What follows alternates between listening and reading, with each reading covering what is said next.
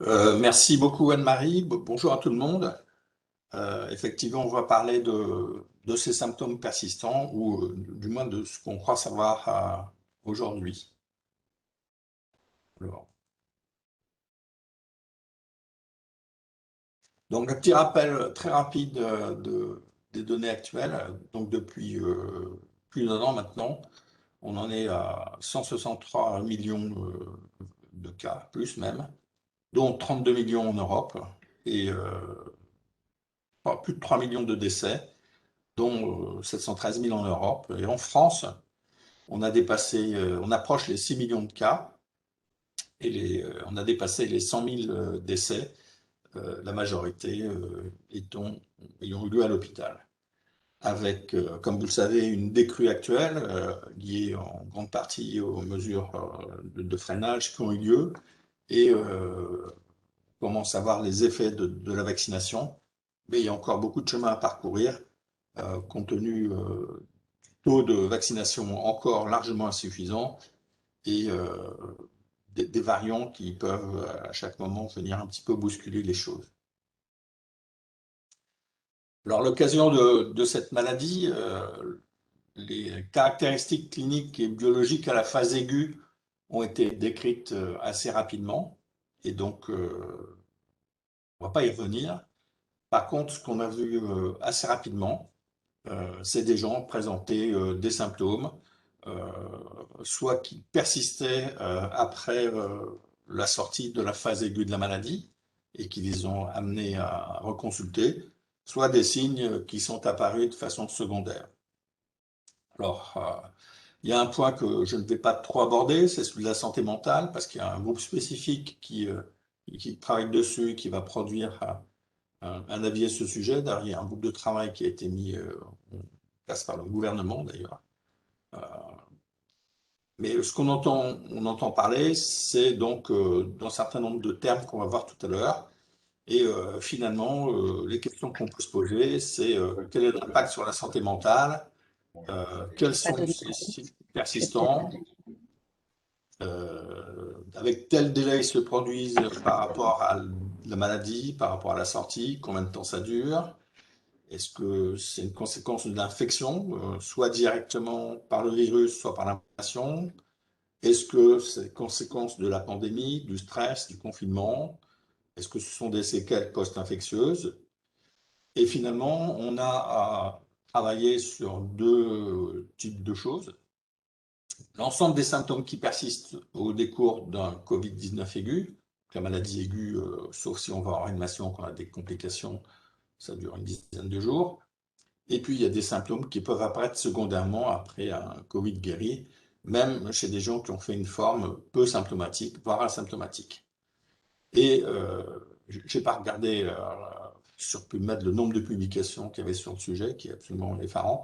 Euh, mais alors, on utilise de façon très diverse le terme de Covid chronique, de post-Covid aigu, il y a le Covid long, qui plaît beaucoup, même le terme de séquelles, et il faut rappeler quand même que les séquelles, c'est quand même très précis, ce sont des complications plus ou moins tardives, qui sont permanentes, qui sont fixées, et lorsqu'on ne permet pas de voir une amélioration, une détérioration notable de l'état de la personne, on considère que les lésions sont fixes et permanentes, et dans certains cas, ça peut donner lieu, pour d'autres maladies, à prise en charge ou des indemnités ou autres.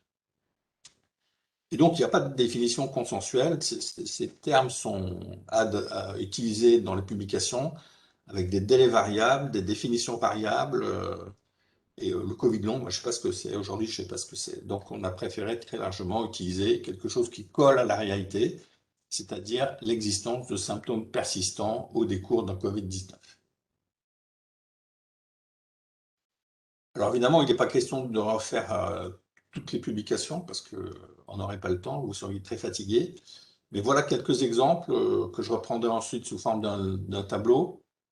Donc en Italie, il a été décrit chez 48% de patients suivis 2 mois à peu près après les premiers symptômes, un ou plusieurs symptômes en rapport avec l'infection. Dans une série à Londres, près de 72% des patients avaient des signes persistants 54 jours après la sortie de l'hôpital.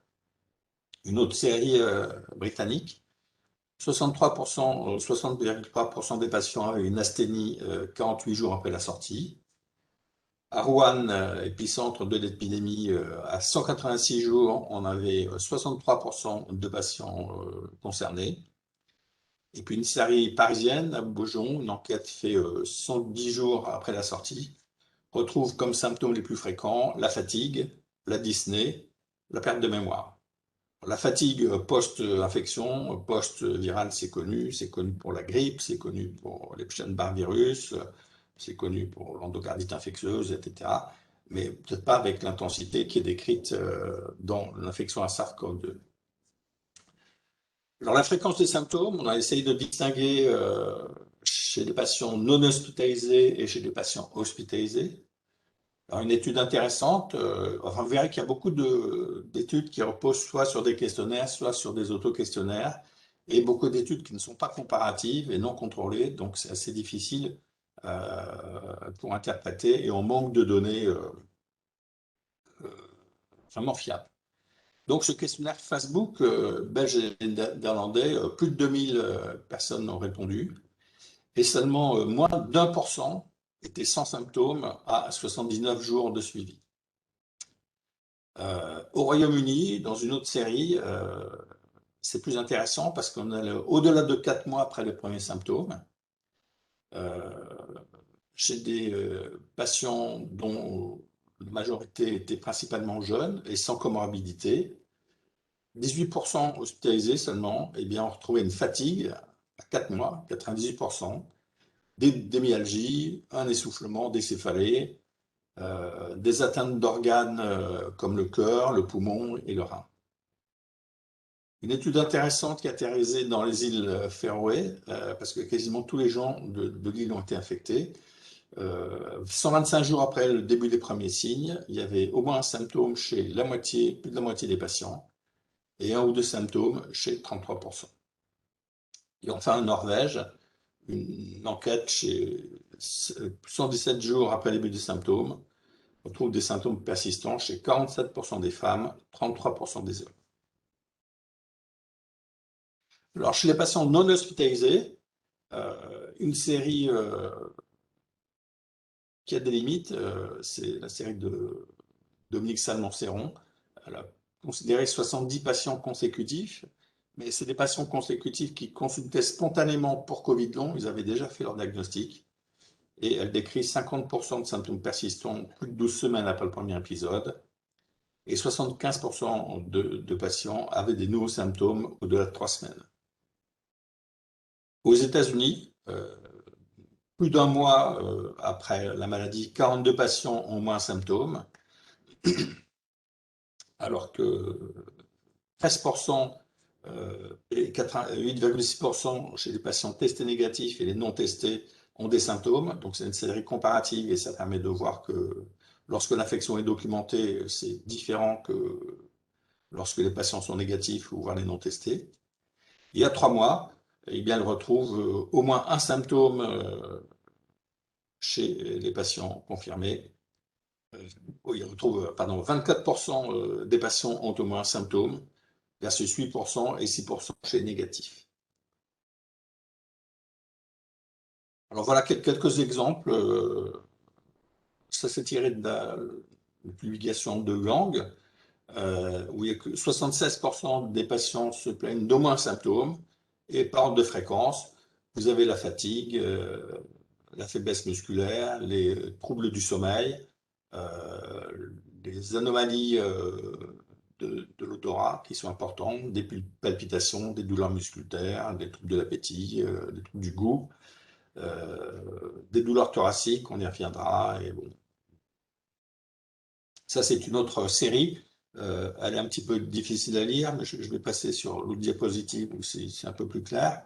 Ça, c'est la série de Denis, où vous retrouvez la fatigue, les myalgies, la dyspnée, les céphalées, les douleurs articulaires, les douleurs thoraciques, la fièvre. Et pour tout ceci, en bleu foncé, ce sont les patients qui ont été hospitalisés. Et en plus clair, ce sont des patients non hospitalisés et dans la majorité des cas, c'est non significatif. Ici, vous avez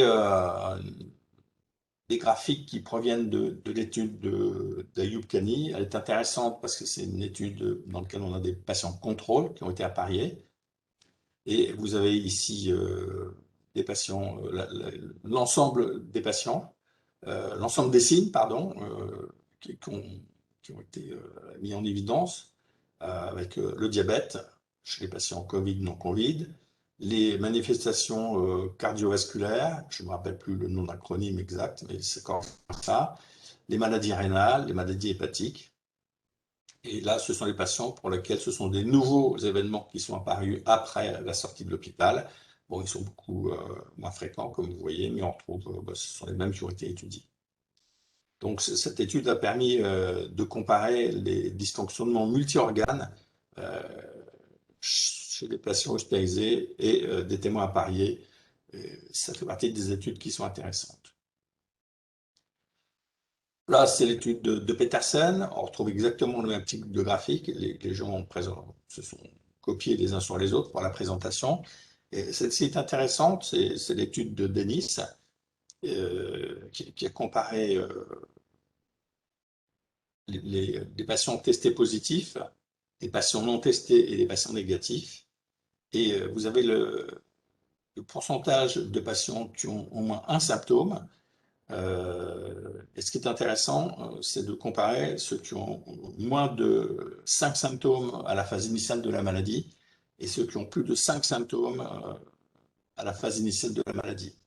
Et vous voyez qu'on a l'impression que les manifestations du post-Covid ou des signes persistants après un Covid sont vraiment plus élevés lorsque la maladie initiale est grave que lorsque la maladie initiale est moins grave.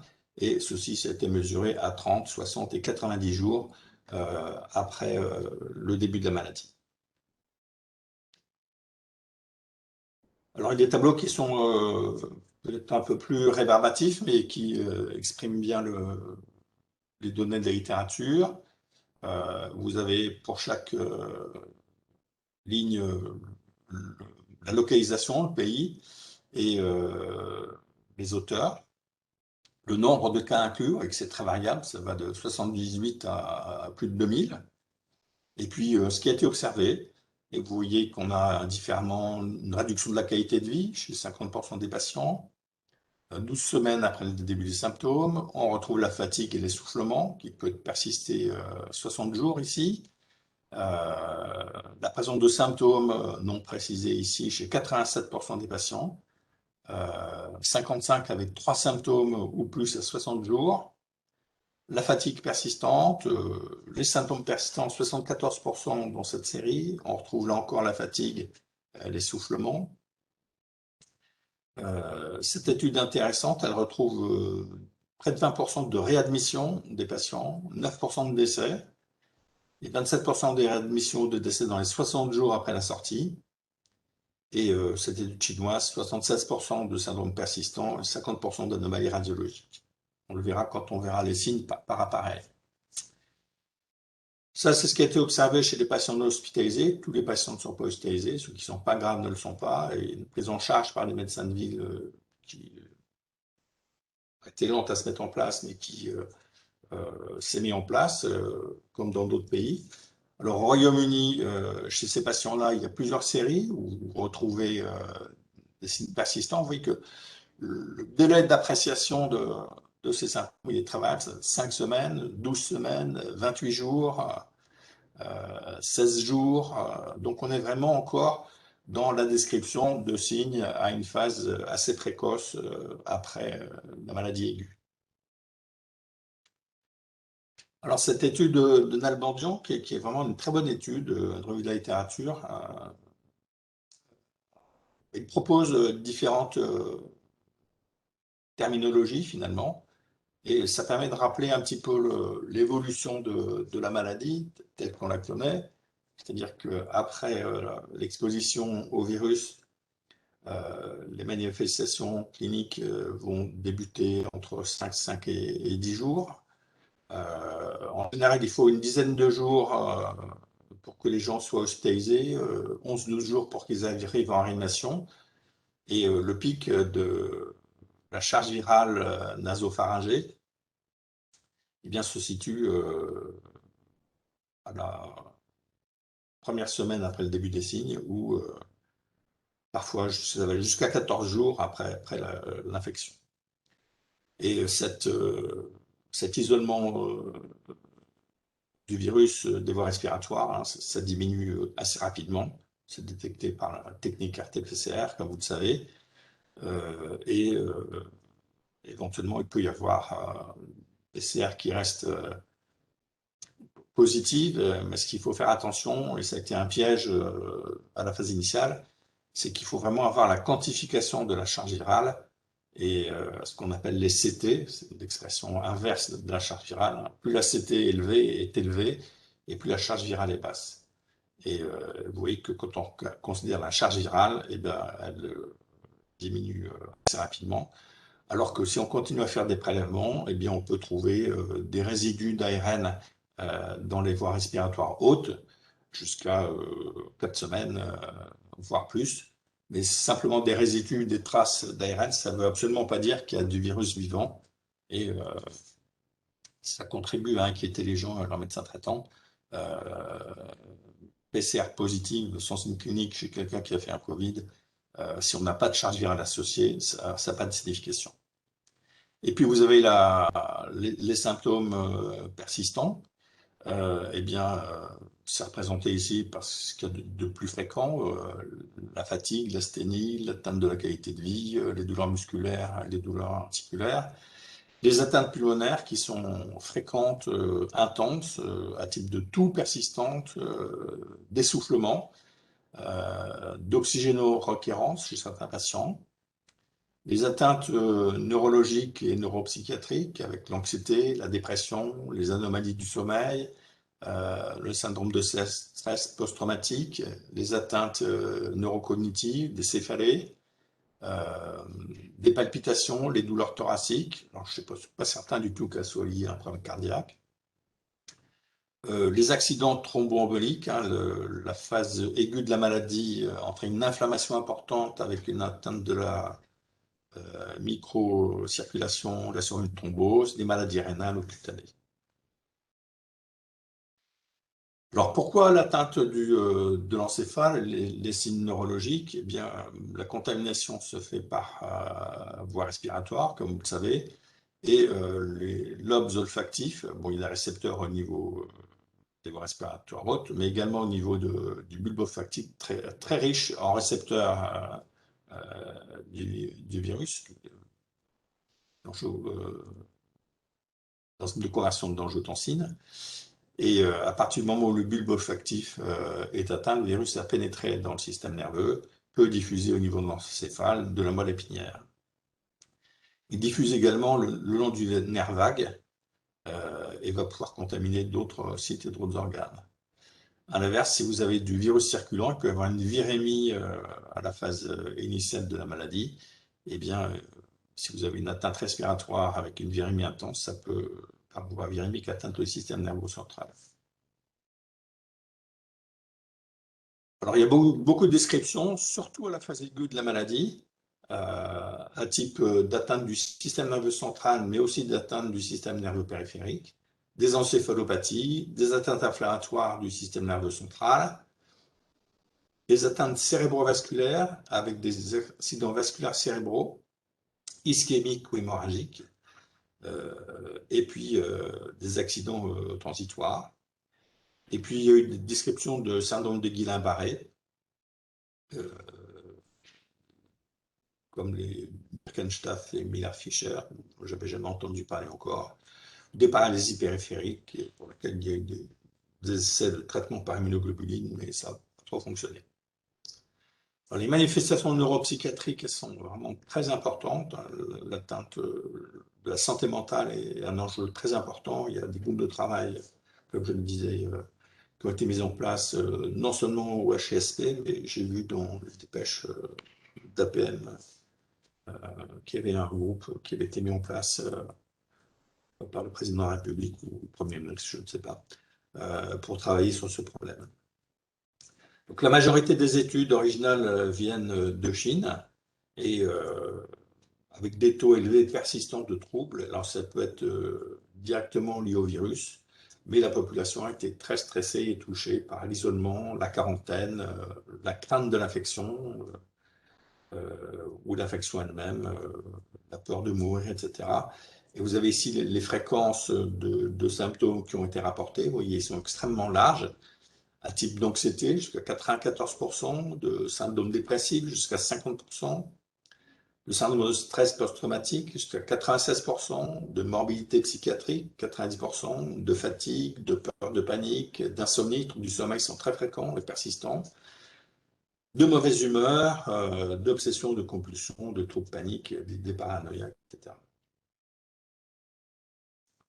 Alors ça, c'est une étude chinoise où les gens ont essayé de grader les 4 symptômes qu'ils ont observés, relevant de la santé mentale, avec l'anxiété, la dépression, le syndrome de stress post-traumatique, et puis d'autres troubles comme l'insomnie, ils les ont gradés en euh, niveau faible, modéré et sévère. Et vous voyez que la distribution se ressemble assez dans ces 4 items. Là, c'est l'impact qui a été utilisé chez les personnels soignants, les healthcare workers. Et là, pour chaque item étudié, on distingue les patients pour lesquels on a eu la preuve de l'infection et des personnes qui étaient séronégatives, donc qui n'ont pas été infectées. Et vous voyez l'impact sur le travail, la vie sociale et la vie familiale. Et pareil, c'est gradé en impact limité, modéré, important. Et vous voyez que vous avez toujours une différence entre les séropositifs et les séronégatifs. Que par chance, les atteintes les plus graves sont moins fréquentes que les atteintes les plus faibles, mais qu'elles existent. Euh, Ça, c'est 2 mois après la maladie. C'est basé sur des scores. Les manifestations cardiaques, elles sont moins fréquentes. On connaît moins de choses sur les manifestations cardiaques. Euh, Dans cette enquête internationale qui a été faite par Internet, donc là encore, il y a le biais des gens qui répondent et de ceux qui ne répondent pas, des motivations à répondre. Il y avait presque plus de 3500 répondants, 27% de Covid confirmés et 8,4% d'hospitalisés. Les autres, on ne sait pas trop. Donc ça limite beaucoup l'interprétation des données. Donc plus de 3 mois après le début, 96% se plaignent de signes et qui sont décrits là. Palpitations, tachycardie, des douleurs thoraciques, des malaises, surtout au cours des 2 premiers mois. Et pour les gens qui ont des symptômes à plus de 6 mois, 65% d'entre eux, on retrouve encore des palpitations, des tachycardies, des douleurs thoraciques. Mais les auteurs indiquent que ces données sont interprétées avec beaucoup de prudence à cause du biais de sélection de ce type d'études, du faible taux de Covid-19 confirmé. Vous voyez qu'ils étaient seulement 27%, et qu'il y avait très peu de patients hospitalisés. Une autre étude prospective observationnelle qui repose cette fois-ci sur un bilan des marqueurs cardiaques et l'imagerie. 100 patients hospitalisés ayant été hospitalisés pour Covid avec un délai médian de 79 jours. Ils ont été comparés avec des témoins appariés sur l'âge et le sexe. Ils ont mesuré un certain nombre de facteurs. Le suivi moyen était de 140 jours. Et parmi les patients ambulatoires qui ont répondu, là on a 44 000 versus 44 000 à peu près, eh bien, vous avez les risques relatifs de survenue d'un certain nombre d'événements précoces, entre 1 et 30 jours, différés, entre 31 et 60 jours est tardif. Et vous voyez, il y a risque d'embolie pulmonaire de l'ordre de 5, de 3, à peu près de 3 à 1, 2 et 3 mois. Le risque de douleurs thoraciques non spécifiques, c'est ce qui caractérise ces patients. Ils ont des douleurs thoraciques non spécifiques. Ce n'est pas des douleurs coronariennes, ce n'est pas des douleurs de péricardite, avec les risques relatifs de 2,6, 1,9 et 1,5. D'insuffisance cardiaque, risque relatif de 2,1, 1,5 et non significatif au-delà. De des symptômes cardiovasculaires, 2,3, 1,5 et non significatif au-delà. Les manifestations ORL, ça a été très discuté. Ça fait partie des signes qui permettent un diagnostic précoce des infections à SARS-CoV-2, souvent les signes polysymptomatiques, le trouble de l'olfaction et des troubles du goût. Alors, ces troubles de l'olfaction, ils avaient été déjà décrits pour d'autres infections virales, après un rhume banal à rhinovirus ou un rhume banal à coronavirus, parce qu'il y a des coronavirus qui sont très peu pathogènes et très fréquents, qui donnent des rhumes chaque année. Eh bien, le chien, c'est un auteur français, un ORL, qui a beaucoup publié dessus. Ces études sur les manifestations orales, c'est toujours des autoquestionnaires. Alors, il peut y avoir des études plus intéressantes, je veux dire, parce qu'elles sont plus documentées, où il y a des tests olfactifs, mais là, c'est des questionnaires. Donc, il y a le nombre de patients variables, mais bon, il décrit des troubles olfactifs après la disparition des autres symptômes dans 63% des cas, des délais de régression avec 44% de patients ayant un trouble olfactif moins de 15 jours. Donc vous voyez que ces séries, c'est quand même assez précoce par rapport à la maladie. Et on n'a pas, là, dans cette dernière série, on a une résolution incomplète des symptômes chez 15% des patients à 2 mois et 5% à 6 mois. Mais il y a des patients qui n'ont pas récupéré un odorat à plus d'1 an après le début de la maladie. À partir du moment où les études ne sont pas prospectives et comparatives, c'est difficile de tirer des conclusions. Là c'est moins lisible peut-être pour vous, mais j'ai repris les études autres que celles de chien avec différents pays. Bon, c'est toujours sur des autoquestionnaires.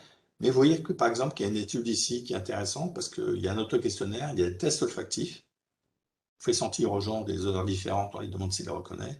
Ils peuvent avoir une imagerie, parce qu'il peut y avoir des anomalies au niveau du bulbe olfactif, voire un examen endoscopique, on trouve parfois des rhinites inflammatoires.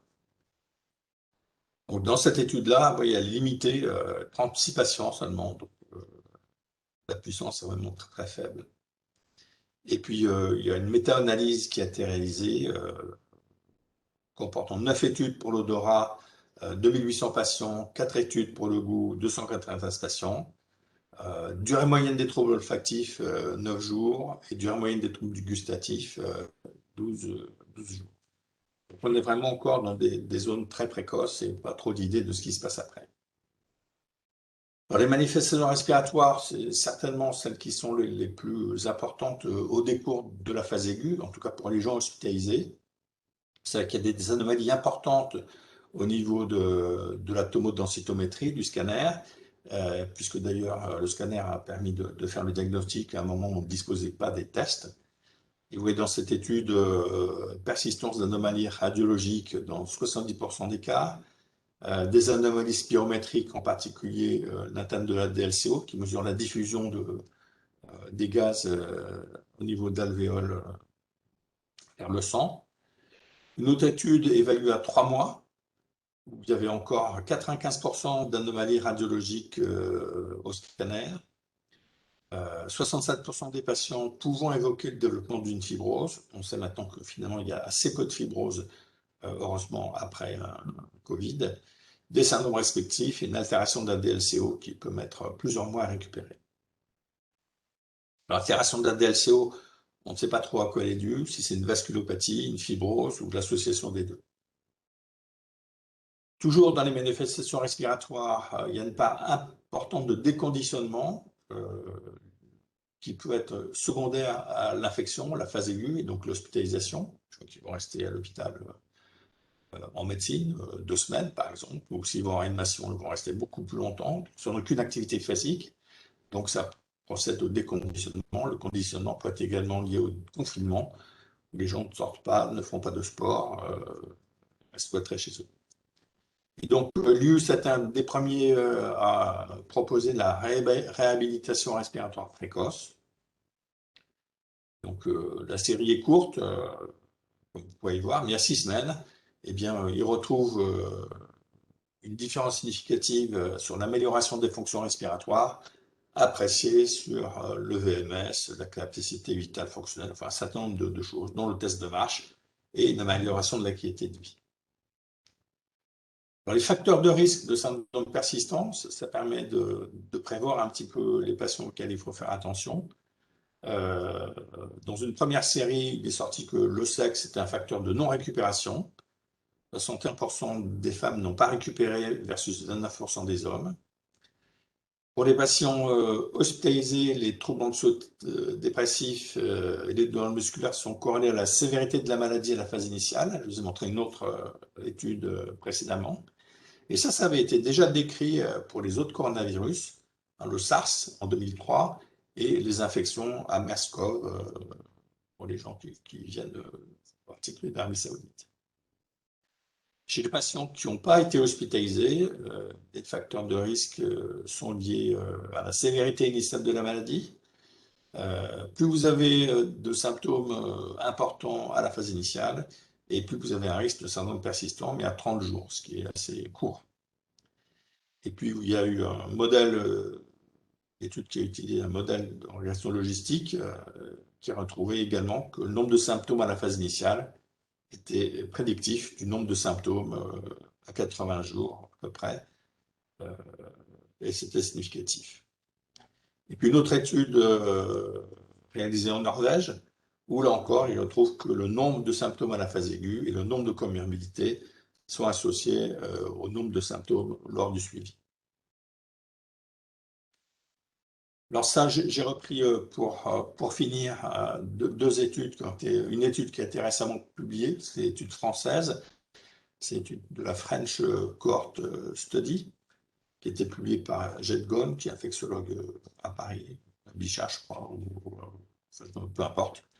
Donc, elle a suivi de façon prospective des patients Covid confirmés, hospitalisés, et ils ont été suivis systématiquement M3 et M6. Et l'intérêt de la publication, c'est qu'on a des données M6 pour plus de 1000 patients, avec un âge médian de 61 ans, dont 29% hospitalisés en réanimation. Et vous voyez qu'à 3 mois, il y avait 68% et 60% qui avaient au moins un symptôme persistant, principalement fatigue, dyspnée, douleur aiguë, myalgie. Et M6, il retrouve 255, soit 24% des patients qui avaient 3 symptômes persistants ou plus. Et la persistance de ces 3 symptômes était indépendamment associée au sexe féminin. On retrouve encore sexe féminin avec un autre ratio ajusté à 2,4. Au fait d'avoir 3 symptômes ou plus à l'admission, avec un autre ratio ajusté à 2,04. Et à l'admission transfert en réanimation, avec un autre ratio à 1,55. Et on retrouve qu'à M6, près de 30% des patients qui travaillaient avant d'être malades n'ont pas repris le travail. Bon, sur le graphe de droite, je ne vais pas insister, on retrouve la même distribution des symptômes qu'on a vu dans les autres études. Donc, en synthèse, travailler sur les symptômes persistants au décours d'un Covid, c'est difficile, parce qu'il y a beaucoup de littérature, mais de qualité assez modérée, parce que ça manque de recul. Évaluer les gens 1-2 mois après une maladie, ça ne permet pas d'utiliser un terme de Covid long. Qu'on n'a pas de données robustes, il y a des données, il y en a, mais ça ne repose pas sur des cohortes prospectives et surtout comparatives. Il faut pouvoir comparer des patients qui ont un Covid à des patients qui n'ont pas eu de Covid et qui peuvent être hospitalisés pour autre chose, par exemple. il paraît raisonnable de qualifier de persistant, et ce qu'on a fait, euh, symptômes persistants, des symptômes qui persistent au-delà de 12 semaines après la sortie de la phase aiguë d'un Covid, ce qui ne veut pas dire que ça va persister au-delà, mais à partir de 12 semaines, 3 mois, avec une maladie qui te secoue comme le Covid, ça paraît être raisonnable. Les principaux symptômes à la phase aiguë déjà sont multiples, fluctuent dans le temps, concernent différents organes ou fonctions d'organes et sont souvent associés, qui peuvent avoir des expressions différentes, respiratoires, cardiaques, ORL, musculo-squelettiques, neurologiques, neuropsychiques. Que certains symptômes peuvent être rattachés à des atteintes d'organes, éventuellement objectivables. Euh, L'atteinte respiratoire, c'est assez caractéristique. Les accidents vasculaires cérébraux aussi, les thromboses, la fibrose pulmonaire, les myocardites, qui sont très rares. Et qu'il y a d'autres symptômes fonctionnels qui n'ont pas de substrat tonique, du moins dans les limites actuelles de la connaissance, des explorations réalisées. Ça ne veut pas dire du tout qu'il ne faut pas en tenir compte, mais qu'on ne sait pas trop comment il faut en tenir compte. Alors les mécanismes de survenue, c'est complexe et c'est multiple. Alors c'est qu'à la phase aiguë, il y a une inflammation extrêmement importante, quand il y a une inflammation, une atteinte vasculaire, des thromboses. Il y a une hypoxémie à la phase aiguë, puisque les patients sont oxygénodépendants, qui est une souffrance des organes, qui a un impact évident sur la santé mentale et la qualité de vie, et que c'est préoccupant, décrit dans les pandémies, hein, la phase infectieuse, ensuite la phase économique et puis la phase sociale, avec l'impact sur la qualité de vie, les troubles au niveau de la société, etc. Donc ça, ça a déjà parfaitement été connu et décrit.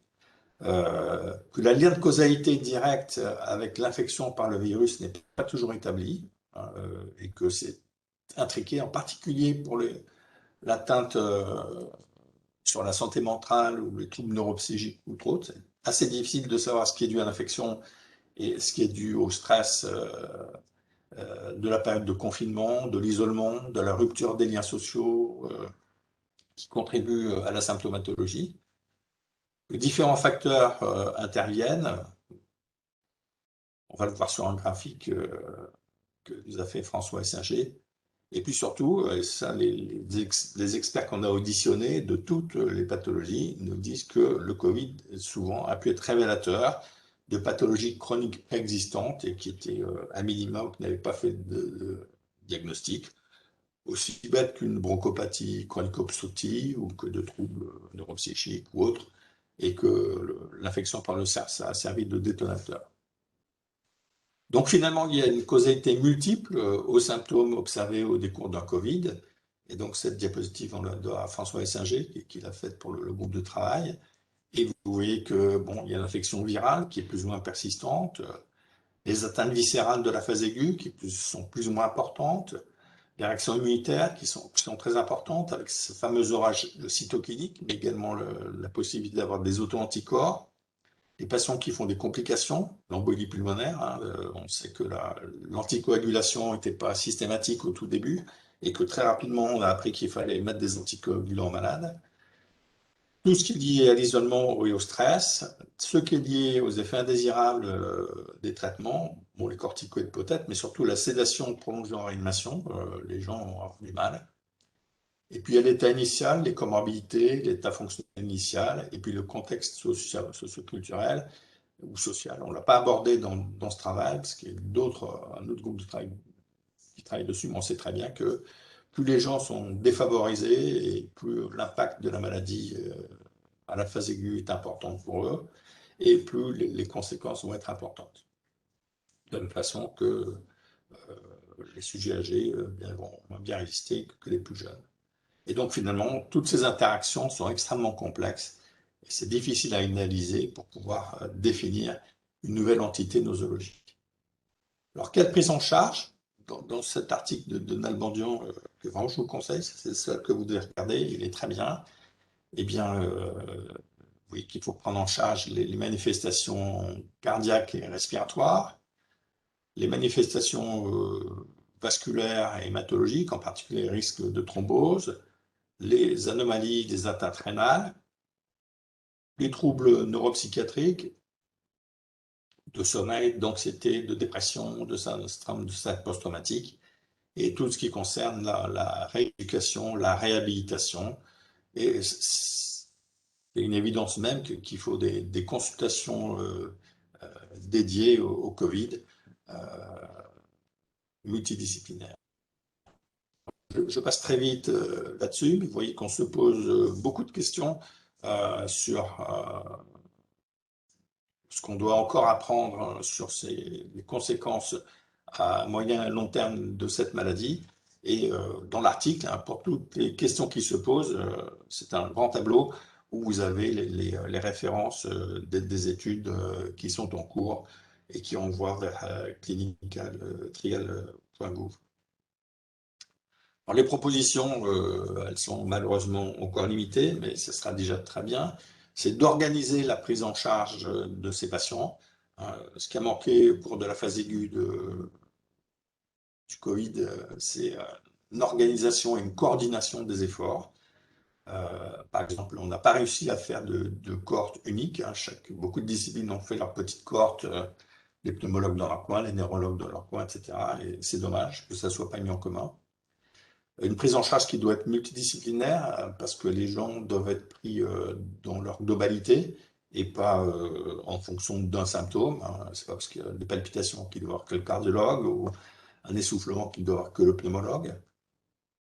Et que l'accès à ces structures doit être facilité, que ce ne soit pas du parcours du combattant, qu'il ne faille pas passer par Doctolib et attendre 3 mois avant d'avoir un rendez-vous, par exemple. Bon, on a essayé de définir tout ce qu'il fallait prendre en charge. Ça découle de ce que je vous ai décrit tout à l'heure. Cette prise en charge doit être absolument connectée à la recherche, parce que sinon on ne va rien apprendre et puis on va dépenser de l'argent, peut-être aider les patients, mais 6 mois après on n'en saura pas plus. Et que pour faire tout ça, il faut que soit prévu le financement adapté pour ces structures. Alors, à Lyon, je sais qu'il y a une réflexion actuellement au CHU pour la mise en place de consultations post-Covid structurées et multidisciplinaires, mais c'est encore un projet et les premières réunions ont lieu début juin. Voilà, je suis à votre disposition si vous avez des questions.